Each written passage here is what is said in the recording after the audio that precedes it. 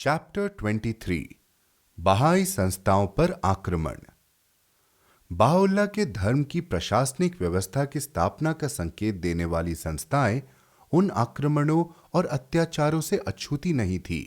जो इस व्यवस्था को जन्म देने वाले धर्म ने 70 साल से भी अधिक समय तक सहन की थी और जिनसे ये अभी भी पीड़ित है। एक ऐसे समुदाय के उभरने से जो एक ऐसे विश्व धर्म का दावा प्रस्तुत कर रहा था जिसकी उपशाखाएं 5 महाद्वीपों में फैली हुई थी, जो विभिन्न प्रकार की जातियों, भाषाओं, वर्गों और धार्मिक परंपराओं का प्रतिनिधित्व करता था, जिसका साहित्य पूरी दुनिया में फैलकर इसकी शिक्षाओं को कई भाषाओं में फैला रहा था, जो स्पष्ट दूरदर्शिता वाला, निडर, सजग और अपने लक्ष्य प्राप्ति के लिए दृढ़ संकल्प था और दिव्य रूप से प्रदान की गई प्रशासनिक व्यवस्था के यंत्र के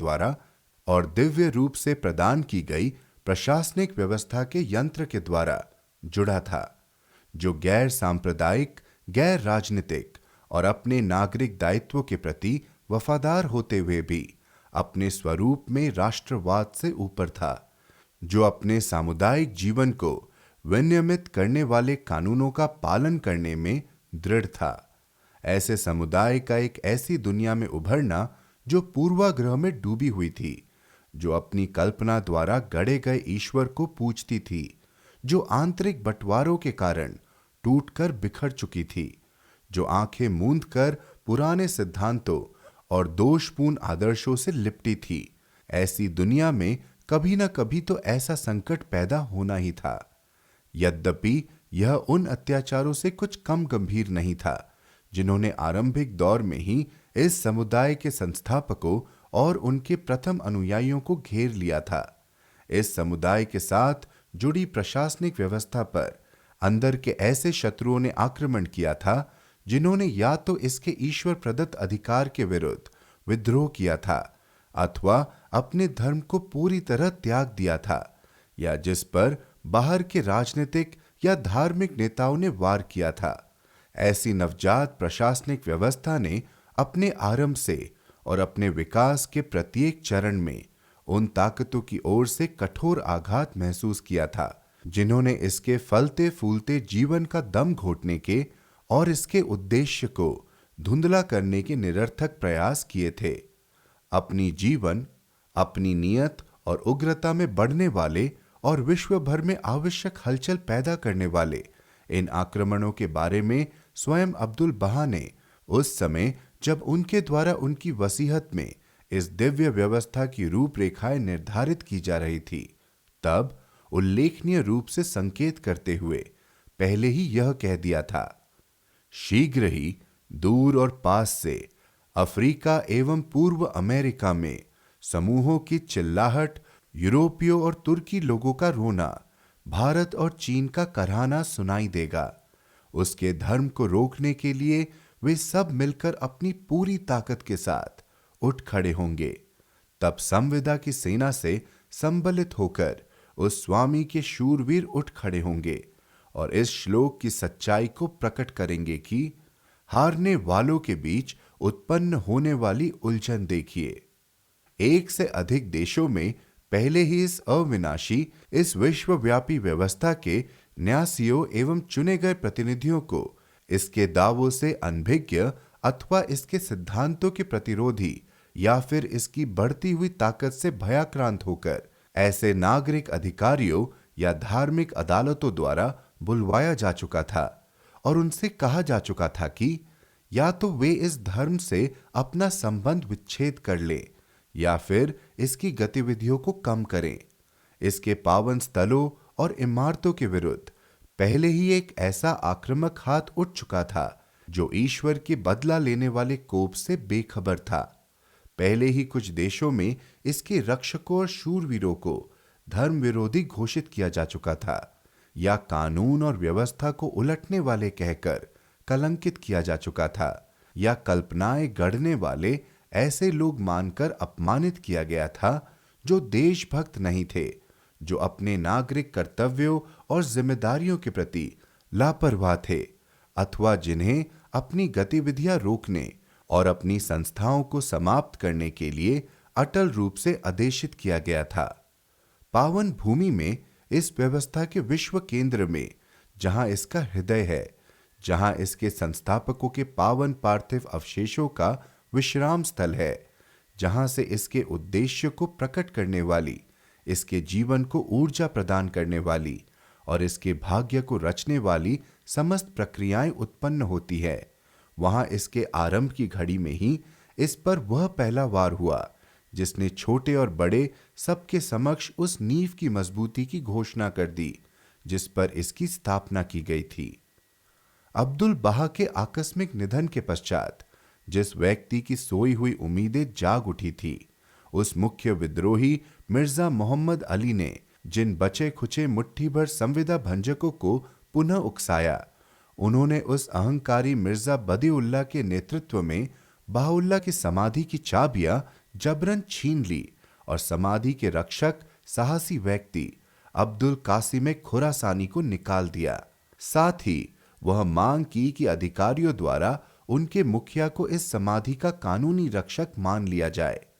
लंबी जांच पड़ताल के बाद फिलिस्तीनी अधिकारियों ने अक्का में पदस्थ एक अंग्रेज अफसर को निर्देश दिए कि वह इन चाबियों को दोबारा उसी रक्षक के हवाले कर दे। अपनी असफलता से सबक न लेते हुए इन संविदा भंजकों ने दूसरे तरीके अपनाए ताकि वे अब्दुल बहा के दुखी किंतु दृढ़ शिष्यों के बीच दरार पैदा कर सके और उन संस्थाओं की नींव ही तोड़ दे जिनका निर्माण करने के लिए उनके अनुयायी परिश्रम कर रहे थे। उन्होंने बहाई प्रशासनिक व्यवस्था के निर्माणकर्ता को प्रेरणा देने वाले आदर्शों के बारे में गलत बयान दिए और हालांकि पहले से कम, फिर भी ऐसे व्यक्तियों के साथ विनाशकारी पत्राचार कायम रखे जिनकी वफादारी को खत्म करने की उन्हें पूरी उम्मीद थी। उन्होंने उन अधिकारियों के साथ जिनसे वे मिल सकते थे अपने संपर्क के दौरान सच को जानबूझकर बदल दिया। उन्होंने बहाउल्लाह की हवेली का एक भाग खरीदने के लिए रिश्वत और धमकी जैसे हथकंडे अपनाने के प्रयास भी किए। उन्होंने बाप की समाधि के आसपास की कुछ जमीन को खरीदने से बहाई समुदाय को रोकने के प्रयास किए और उन योजनाओं को असफल करने की कोशिशें की जिनके द्वारा कुछ संपत्तियों को कानूनी मान्यता प्राप्त आध्यात्मिक सभाओं के नाम करके एक मजबूत आधार प्रदान किया जाना था। इस प्रकार ये संविदा भंजक कई वर्षों तक निरंतर प्रयास करते रहे, लेकिन संविदा को तोड़ने वाले मुख्य व्यक्ति की मौत ने उनका हौसला पस्त कर दिया। बहाउल्लाह के स्वर्गरोहण के पश्चात जो संविदा भंजक बगैर किसी रोक टोक के उनकी हवेली में निवास कर रहे थे, उन्होंने उस हवेली को छोड़ दिया। वह हवेली जो इनकी घोर लापरवाहियों के कारण जीर्णता की दुखद स्थिति में पहुंच चुकी थी। इस हवेली की मरम्मत के बाद अब्दुल बहा के मन में लंबे समय से संजोई इच्छा पूरी हुई। इस हवेली में बिजली लगाने के उद्देश्य से एक अमेरिकी अनुयायी द्वारा स्थापित किए गए विद्युत संयंत्र के कारण यह रोशनी से जगमगा उठी। इसके जिस कमरे में बहाउल्लाह का स्वर्गवास हुआ था, उसमें रखे हुए एक विरागदान को छोड़कर इसके पूर्व निवासी इसके सभी कीमती स्मारक चिन्हों को उठा ले गए थे। इसके बाद इसके सभी कमरों को दोबारा सजाया गया। आज इसकी दीवारों पर बहाई ऐतिहासिक दस्तावेजों का, स्मारक चिन्हों का और कम से कम 40 भाषाओं में बहाई साहित्य के 5000 से भी अधिक ग्रंथों का संग्रह है। अक्का में और कार्मल पर्वत पर स्थित बहाई संस्थाओं और संपत्तियों को सरकारी कर से पहले ही दी गई छूट अब इस हवेली पर भी लागू हो गई और अंत में एक निजी निवास से इसे एक ऐसे तीर्थ केंद्र में रूपांतरित कर दिया गया जिसे देखने के लिए बहाई और जिज्ञासु सभी समान रूप से आते हैं। इन सभी बातों ने उन लोगों की बची खुची उम्मीदों पर भी पानी फेर दिया जो अब भी बहाउल्लाह के संविदा के प्रकाश को बुझाने के निरर्थक प्रयास कर रहे थे। इसके अतिरिक्त कार्मल पर्वत पर बाप की समाधि के परिसर में स्थित जमीन को खरीदने में और इनकी सुरक्षा के काम में मिलने वाली सफलता के कारण तथा इनमें से कुछ को कानूनी तौर पर स्थापित अमेरिकी बहाई राष्ट्रीय आध्यात्मिक सभा की फिलिस्तीनी शाखा के नाम करने में मिलने वाली सफलता के कारण और अब्दुल बहा के संपूर्ण सेवा काल के दौरान षड्यंत्र रचने वाले मुख्य स्रोत की मृत्यु के कारण इन शत्रुओं ने अपने प्रयासों की निरर्थकता और अपने उद्देश्य की आशाहीनता देखी। जिस दौरान संविदा भंजकों द्वारा बहाउल्लाह की समाधि के रखवाले के हाथ से समाधि की चाबियां छीनी गई थी, लगभग उसी समय इराक के शिया मुसलमानों ने एक अन्य पवित्र स्थान पर कब्जा कर लिया था, जो स्वरूप में और भी गंभीर एवं और भी दुष्ट परिणामों को जन्म देने वाला था। यह स्थान बहाउल्लाह का वह घर था जिसमें वे अपने निर्वासन की लगभग पूरी अवधि के दौरान रहे थे, जिसे उन्होंने खरीद लिया था और जिसे बाद में एक तीर्थ स्थान बनाया गया था, जो बगदाद से उनके चले जाने के बाद भी लगातार बहाइयों के कब्जे में था। ऐसे पवित्र बहाई स्थल को इराक के शिया मुसलमानों ने गैर कानूनी ढंग से अपने अधिकार में कर लिया था। अब्दुल बहा के स्वर्गवास के 1 साल पहले इराक के शासन बदलने के बाद अब्दुल बहा के निर्देशानुसार इस घर के पुनर्निर्माण का काम आरंभ किया गया। इसके कारण उत्पन्न होने वाले इस संकट के बढ़ने पर धीरे धीरे इसकी चर्चा फैलने लगी और न्यायालयों के लिए यह विश्व विचार का मुद्दा बन गया। सबसे पहले बगदाद की स्थानीय शिया जाफरिया, फिर पीस कोर्ट, उसके बाद कोर्ट ऑफ फर्स्ट इंस्टेंस, उसके पश्चात ईरान के कोर्ट ऑफ अपील में और अंत में यह मामला उस लीग ऑफ नेशंस में एक विचाराधीन मुद्दा बन गया, जो अब तक की सबसे बड़ी अंतर्राष्ट्रीय संस्था थी और जिसे अपने अध्यादेश में शामिल किए गए सभी देशों का निरीक्षण और नियंत्रण करने का अधिकार था। यद्यपि कई मिले जुले धार्मिक और राजनीतिक कारणों से इस समस्या का अब तक कोई हल नहीं निकल पाया है, फिर भी इसने पहले ही उल्लेखनीय रूप से स्वयं बहाउल्लाह की भविष्यवाणी को पूरा कर दिया है और जिस समय ईश्वर की ओर से इसकी समस्याओं के समाधान के साधन उत्पन्न हो जाएंगे, उस समय अपने नियत समय में यह उस ऊंचे स्थान को प्राप्त करेगा जो बहाउल्लाह ने अपनी पांतियों में इसके लिए निर्धारित किया है। जिन कट्टरवादी शत्रुओं का इस पर कोई अधिकार ही नहीं था, उनके द्वारा इस पर अपना अधिकार किए जाने से बहुत पहले बहाउल्लाह ने यह भविष्यवाणी की थी कि प्रत्येक दृष्टि संपन्न नेत्र से आंसू बह निकलेंगे। बगदाद के बहाइयों की आध्यात्मिक सभा इस पवित्र संपत्ति का उपयोग नहीं कर सकती थी, क्योंकि अपील की अदालत के बहुमत द्वारा लिए गए उस प्रतिकूल निर्णय के कारण, जिसके द्वारा निचली अदालत के निर्णय को उलटकर यह संपत्ति शिया समुदाय के हवाले कर दी गई थी। इस कोर्ट का फैसला लागू किए जाने के बाद शिया समुदाय को इस बात के लिए उकसाया गया था कि वे इस इमारत को वक्फ, एक पावन संगठन की संपत्ति बना दे और इसका नाम हुसैनियह रख दे, ताकि उनके लाभ को और भी समर्थन मिल सके। बगदाद की स्थानीय आध्यात्मिक सभा को उस बातचीत की निरर्थकता समझ में आ गई जो यह पिछले 3 साल से बगदाद के नागरिक प्रशासन के साथ इसलिए कर रही थी ताकि उसके साथ किए गए गलत निर्णय को ठीक किया जा सके। अतः इराक के बहाइयों के राष्ट्रीय प्रतिनिधि होने के नाते उन्होंने 11 सितंबर 1928 को इराक के उच्चायोग के माध्यम से और लीग ऑफ नेशंस की संविदा की धारा 22 के अनुसार लीग के परमानेंट मैंडेट्स कमीशन के समक्ष एक आवेदन प्रस्तुत किया, जो स्वीकार हुआ और नवंबर 1928 को इस संस्था द्वारा स्वीकार कर अनुमोदित किया गया। मैंडेटरी पावर द्वारा इस आवेदन के संबंध में इसी कमीशन को दिया गया एक ज्ञापन पत्र स्पष्ट रूप से कहता है कि इस भवन पर शिया समुदाय का कोई अधिकार नहीं है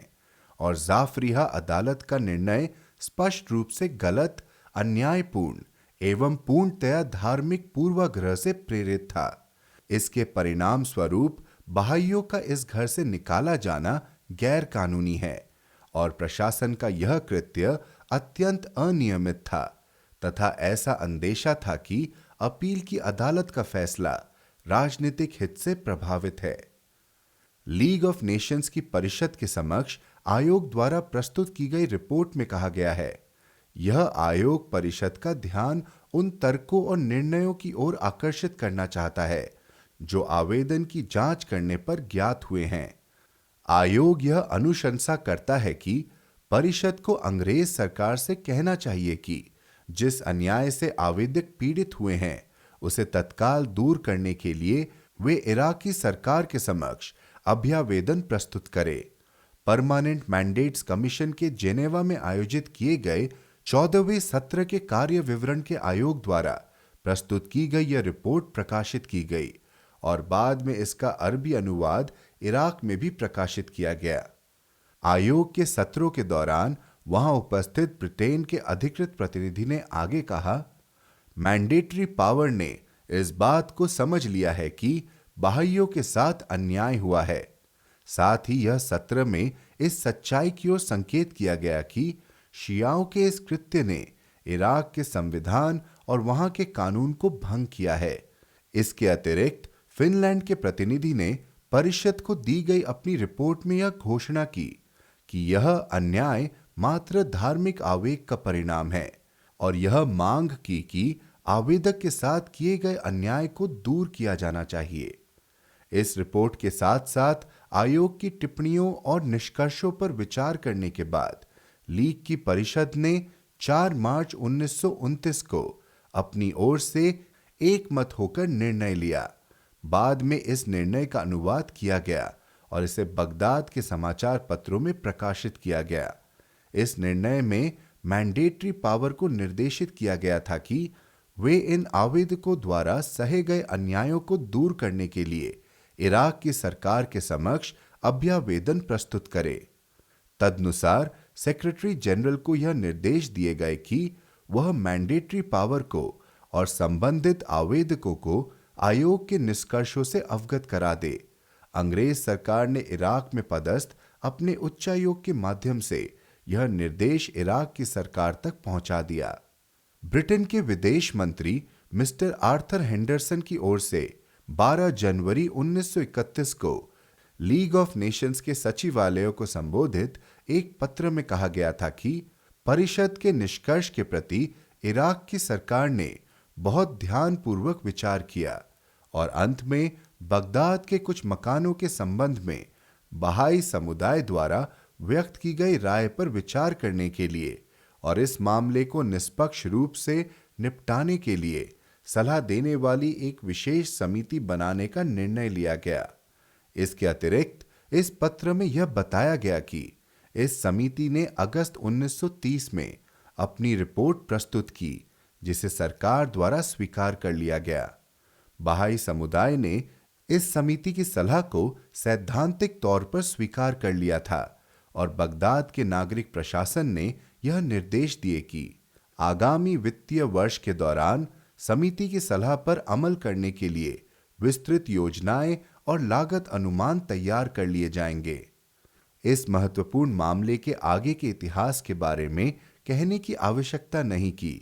इस विषय में किए गए विस्तृत विचार विमर्श और उसके बाद शुरू होने वाले विलंब और जटिलताएं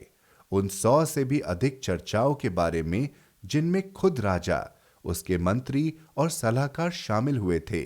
जेनेवा में सन 1929, 1930, 1931, 1932 और 1933 में आयोजित किए गए मैंडेट्स कमीशन के क्रमिक सत्रों के रिकॉर्ड में दर्ज की गई खेद, आश्चर्य और चिंता की अभिव्यक्तियों, शिया समुदाय को प्रेरित करने वाली असहिष्णुता की भावना, इराकी अदालतों के पक्षपात, नागरिक प्रशासन की कमजोरी और इस अन्याय की जड़ में बसे धार्मिक कट्टरपन की आयोग के सदस्यों द्वारा की गई निंदा, आवेदकों की अत्यंत समझौताकारी रुचि, प्रस्तावों की उपयुक्तता के संबंध में उनके संदेह उत्पन्न होने वाली इस परिस्थिति की गंभीरता की उनकी समझ, न्याय के उस निंदनीय खंडन जिसके कारण बहाइयों ने कष्ट सहे और अंत में उस नैतिक कर्जे के बारे में कुछ कहने की आवश्यकता नहीं है जो सरकार द्वारा चुकाया जाना था। एक ऐसा कर्ज जिसे चुकाना इराक का कर्तव्य था, भले ही एक राष्ट्र के रूप में उसकी हैसियत में कोई भी बदलाव क्यों न आए। ब्रिटेन के उच्चायुक्त और इराक के प्रधानमंत्री की अकाल मृत्यु के दुर्भाग्यपूर्ण परिणामों का वर्णन, इराक की लीग ऑफ नेशंस का सदस्य बनाए जाने के परिणाम स्वरूप ब्रिटेन के पास वर्तमान जनादेश के अंत का वर्णन, स्वयं राजा की दुखद मृत्यु का वर्णन, शहर नियोजन योजना के न होने के कारण उत्पन्न होने वाली कठिनाइयों का वर्णन, जनवरी 1932 में कार्यकारी मुखिया द्वारा अपने पत्र में उच्चायोग को दिए गए लिखित आश्वासन का वर्णन, अपनी मृत्यु से पहले फरवरी 1933 में विदेश मंत्री की मौजूदगी में राजा द्वारा किए गए वायदे का वर्णन करना कि बहाउल्लाह के मकान का कब्जा वापस ले लिया जाएगा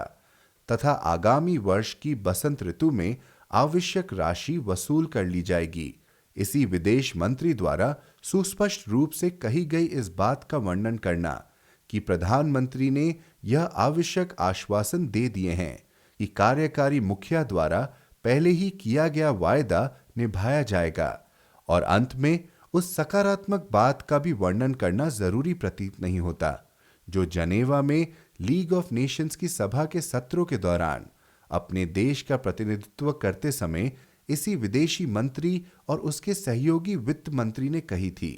कि स्वर्गीय राजा द्वारा किए गए वायदे का पूरा पूरा सम्मान किया जाएगा।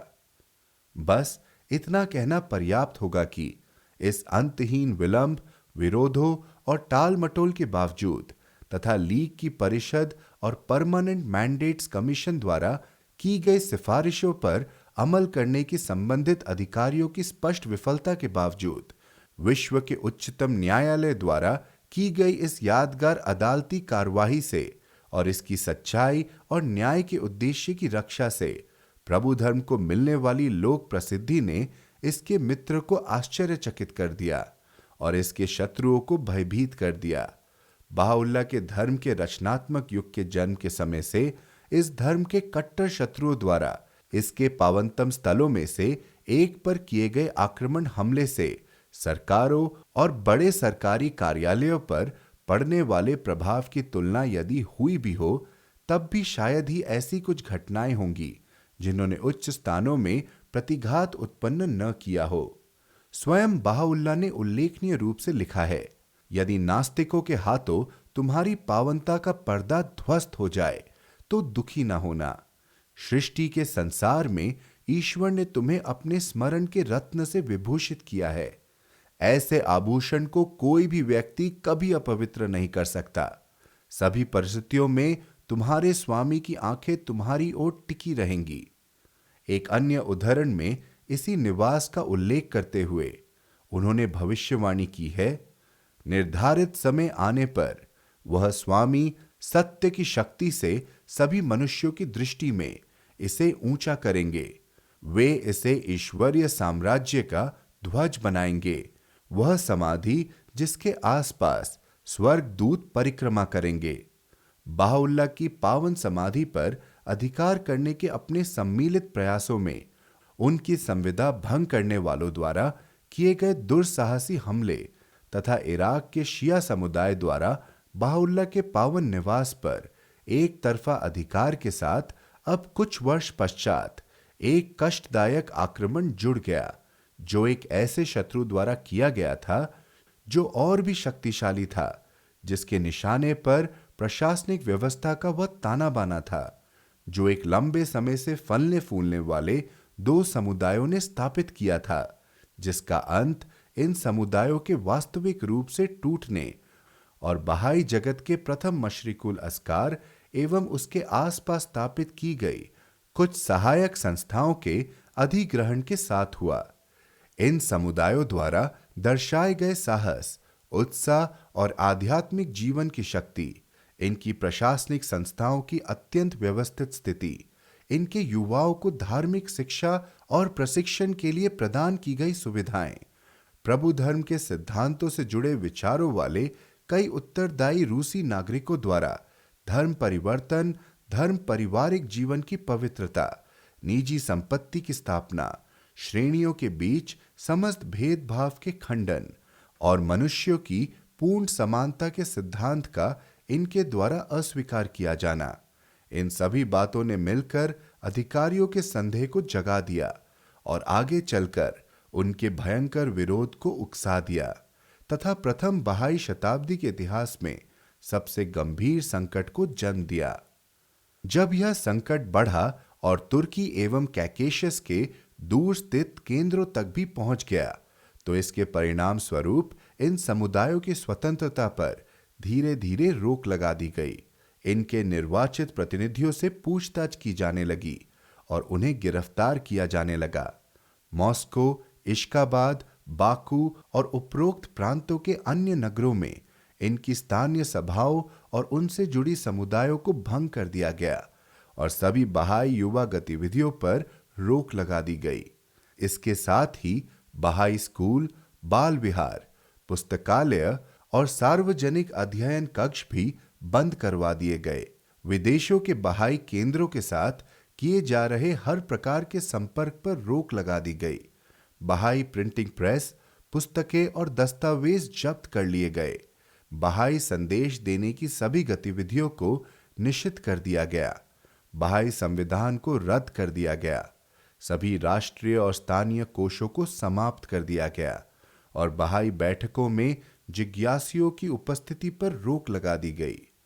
सन 1928 ईस्वी के मध्य में इश्काबाद के मशरिकुल अशकार पर धार्मिक इमारतों का अधिग्रहित करने का कानून लागू कर दिया गया। फिर भी इस इमारत को 5 साल के लिए किराए पर लेकर मंत्री ने उपासना मंदिर के रूप में इसका उपयोग जारी रखा। इस अवधि के बाद सन 1933 में इसे स्थानीय प्रशासन से एक बार फिर 5 साल के लिए किराए पर लिया गया। 1938 में तुर्किस्तान और कैकेशस में तेजी के साथ स्थिति और भी बिगड़ गई, जिसके परिणाम स्वरूप 500 से भी अधिक अनुयायियों को कैद कर लिया गया, जिनमें कई महिलाएं भी सम्मिलित थी और जिनमें से कई लोगों की मौत हो गई। मित्रों की संपत्तियां छीन ली गई और इसके बाद इन समुदायों के कई प्रख्यात सदस्यों को साइबेरिया के ध्रुवीय वनों में और उत्तर ध्रुवीय सागर के निकट स्थित अन्य स्थानों में निर्वासित कर दिया गया। इसके बाद इन समुदायों के अन्य अधिकांश व्यक्तियों को उनकी फारसी राष्ट्रीयता के कारण फारस निर्वासित कर दिया गया और अंत में मंदिर को पूरी तरह अधिग्रहित कर एक आर्ट गैलरी में परिवर्तित कर दिया गया। इसी प्रकार जर्मनी में भी प्रभु धर्म की प्रशासनिक व्यवस्था, जिसके विस्तार और सुगठन में जर्मनी के अनुयायी स्पष्ट रूप से अधिक योगदान दे रहे थे, उनके उत्थान और स्थापना के शीघ्र बाद ऐसे दमनकारी उपाय किए गए जो हालांकि उन कष्टों से कम दुखद थे जो तुर्किस्तान और कैकेशस के बहाइयों ने उठाए थे। फिर भी उनके कारण युद्ध के तत्काल पहले के वर्षों में उस पूरे देश की सभी संगठित बहाई गतिविधियां बाधित हो गई। शांति और सार्वभौमिकता पर खुलेआम जोर देने वाले एवं जातिवाद को अस्वीकार करने वाले इस प्रभु धर्म के सार्वजनिक शिक्षण कार्य को सरकारी तौर पर वर्जित कर दिया गया। बहाई सभाओं और उनकी समितियों को भंग कर दिया गया। बहाई अधिवेशनों के आयोजनों पर रोक लगा दी गई। राष्ट्रीय आध्यात्मिक सभा के पुरलेखों को जब्त कर लिया गया। ग्रीष्मकालीन स्कूल समाप्त कर दिए गए और सभी प्रकार के बहाई साहित्य के प्रकाशन पर प्रतिबंध लगा दिया गया। इसके अतिरिक्त फारस में शिराज, आबादीह, आर्दिबिल और इस्फहान के साथ साथ अजरबैजान एवं खुरासान के कुछ जिलों में अत्याचार की छिटपुट घटनाएं घटी, जो पूर्व के शक्तिशाली शिया धर्माधिकारियों के भाग्य के पतन के कारण संख्या और हिंसा में कम हो चुकी थी।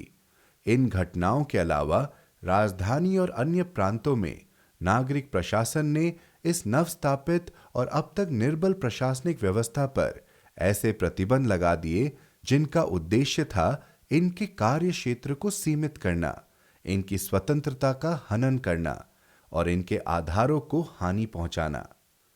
विपत्तियों की पाठशाला में शिक्षित होने वाला, अपने उत्साह में सदा कायम रहने वाला तथा दृढ़ता से जुड़ा हुआ वह राष्ट्रीय समुदाय धीरे धीरे और बिल्कुल अनापेक्षित रूप से गुमनामी से बाहर आया। 75 साल तक इस समुदाय से लगातार टकराने वाले और इसे लगभग निगल लेने वाले अमानवीय अत्याचारों की सतत लहरों के उठने के बावजूद इस समुदाय ने फारस के प्रत्येक प्रांत में अपने केंद्र स्थापित कर लिए। साथ ही अपने धर्म की चेतना और सिद्धांतों को फैलाने, इसके साहित्य का प्रसार करने, इसके नियमों और विधानों को लागू करने, इनका उल्लंघन करने वालों को दंडित करने, विदेशों में बसे अपने सह अनुयायियों के साथ सतत संपर्क बनाए रखने और इसकी प्रशासनिक व्यवस्था की इमारतों और संस्थाओं का निर्माण करने के इस समुदाय के दृढ़ संकल्प ने उन लोगों की आशंका और शत्रुता को उकसा दिया जो सत्ता में थे, जिन्होंने या तो इस समुदाय के उद्देश्य को गलत समझ लिया था या जो इसको समाप्त करने पर तुले हुए थे। प्रशासनिक स्वरूप के सभी मामलों में अपने देश के नागरिक कानूनों के प्रति आज्ञाकारी होने वाले इस समुदाय के सदस्य बहाउल्लाह द्वारा प्रकट किए गए उन आधारभूत आध्यात्मिक सिद्धांतों और नियमों का पालन करने के प्रति अटल थे, जिनके अनुसार अन्य कार्यों के साथ साथ सच्चाई को कसकर थामना, अपने धर्म को न छोड़ना, विवाह एवं तलाक के लिए निर्धारित किए गए आदेशों का पालन करना और बहाउल्लाह द्वारा विहित किए गए पावन दिवसों पर सभी प्रकार के व्यावसायिक कार्यों को रोक देना जैसे आदेशों के अनुपालन ने उन्हें एक ऐसे शासन के विरोध में ला खड़ा किया जो इस्लाम को देश का धर्म मानता था। इसलिए इसने उन लोगों को किसी भी प्रकार की मान्यता देने से इनकार कर दिया जिन्हें इस्लाम के आधिकारिक व्याख्याताओं ने पहले ही धर्म विरोधी घोषित कर अपराधी ठहरा दिया था। जब उन सभी आधिकारिक बहाई संस्थाओं को, जो बहाई की निजी संपत्तियां थी और पूरी तरह उन्हीं के द्वारा नियंत्रित की जाती थी, फारस के बहाई समुदाय के प्रतिनिधियों ने इस बात की अनुमति देने से इनकार कर दिया कि वे बहाई पावन दिवसों पर अपना कामकाज रोक देने के स्पष्ट रूप से प्रकट किए गए नियम का उल्लंघन कर सकते हैं। तब इसके परिणाम स्वरूप सरकार ने फारस के बहाई समुदाय के सभी बहाई स्कूलों को बंद करवा दिया। इसी प्रकार सभी बहाई विवाह प्रमाण पत्रों को अस्वीकार किया जाना, समस्त बहाई साहित्य की छपाई और वितरण के साथ साथ देश में इसके प्रवेश पर प्रतिबंध लगाया जाना, विभिन्न केंद्रों में बहाई दस्तावेजों,